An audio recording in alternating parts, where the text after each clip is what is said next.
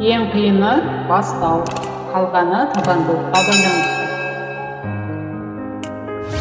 Мақтаншақ адам әрқашан ренжіп жүреді, ал кішіпейіл адам ешқашан ашуланбайды, өйткені оны ештеңе қорламайды.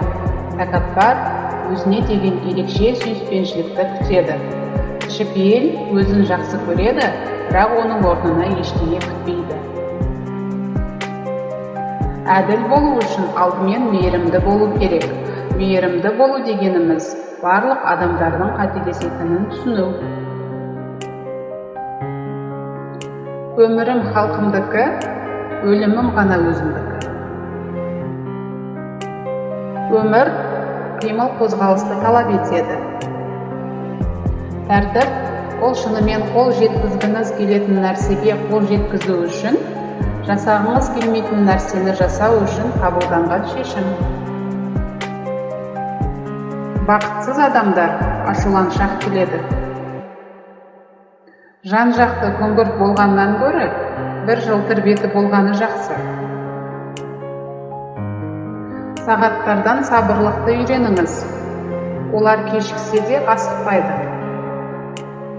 Не үшін керек екенін білсеңіз, қалайдың да жауабын таба аласыз.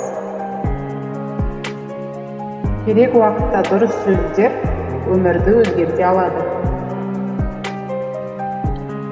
Ақша қымбат, адам өмірі одан да қымбат, ал уақыт бәрінен қымбат. Жоғалту арқылы біз қадірін біле бастаймыз. Кешігу арқылы асығып үйренеміз. Жек көру арқылы жіберіп аламыз.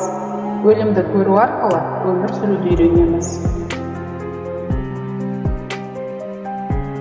Адамның негізгі міндеті күнелту емес, өмір сүру. Егер дұрыс пайдалана білсеңіз, өмір ол айтарлықтай ұзаққа созылатын нәрсе. Керек адамды қалай табуға болатынын ұзақ ойлағанша, өзің қаншалықты керек екеніңді ойлау керек. Өмір ұзақтығымен өлшенбейді, мазмұнымен өлшенеді. Өмір сүрудің екі заңын білген адам бақытты болады. Не болса соны жей бермей, азығына талғанмен қарайтын жан. Кім болса сонымен дос болмай, айналасындағы достарын жөнімен таңдай білген адам.